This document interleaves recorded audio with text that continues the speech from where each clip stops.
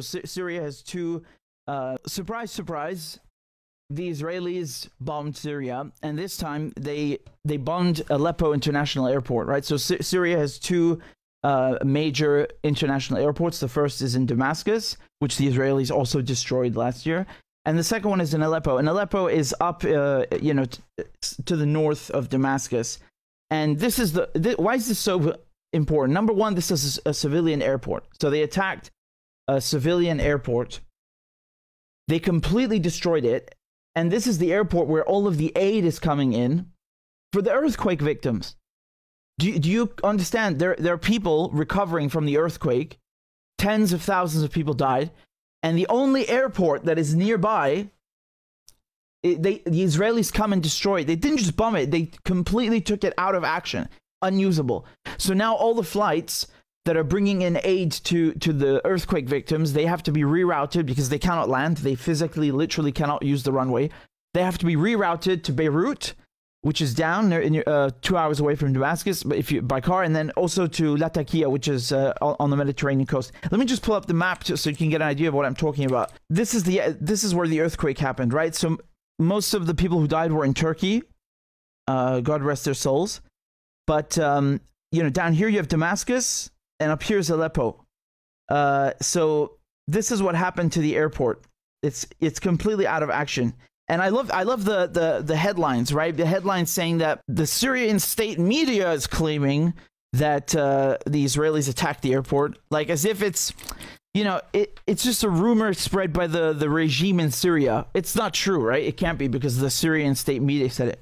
Well, are you crazy? Who else bombs Syria every week? Ireland? Is it Mexico? Is it Angola? It's Israel. The Israelis are the ones who bomb Syria every week. You see that? So here's the earthquake. That's the hardest hit, but the whole area here, and you see Aleppo is right there. This is Aleppo. So it's the only airport that's actually close enough to help people in Syria. They took it out of action. That's it. And look at the headlines. Look how disgusting they are. I mean, if you just Google it, look at this. So this is AP News. Syrian state media. Israeli strike damages Aleppo airport. And here's the Washington Post. Syrian state media. Israeli strike damages Aleppo airport. Syria, this is Times of Israel. Syria and Iran accuse Israel of double crime after jet strike. Dude, it's not, oh, Syria accused you. They did it. They did it.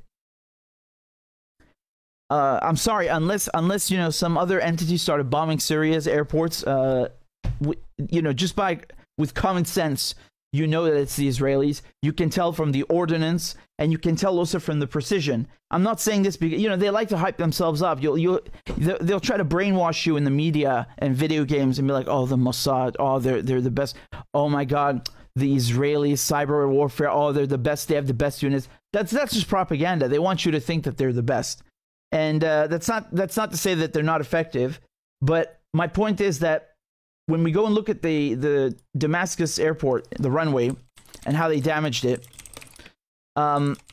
they purposely hit the runway in equal increments, so 3 equal increments, and you can see that right here. Okay, so this is last year. You see they here 1, 2, 3, completely taking it out. Very, very precise and very, very, vindictive and cunning. And it's the same thing with Aleppo. Very precise hits to make sure you cannot use it, to make sure that people who need aid cannot have it. And then, the Israelis don't come out and officially say anything, so they'll have the media lapdogs do it for them. First, there's the deniability, as you saw in the headlines. It's a Syrian regime, state media dictator who's saying this. It's not true, obviously. You're not going to believe them. And then, they'll have people in media say, well, of course Israel has to bomb Syria because they are using the airports to bring in weapons. Okay, number one, where's the evidence of this? Is there a shred of evidence? Present this evidence. Number two, if it is true, who gave you the right to bomb it? Could you imagine the Russians bombing Kiev International Airport because NATO are shipping in weapons? would people accept that? Their heads would explode. And after an earthquake, I mean, look at the cruelty of it. The cruelty. They had no shame. And then, you know, they bombed Latakia port also. And, you know, I kind of, you know, I had to laugh and cry at the same time, because you could see these Nescafe 3-in-1s. You know,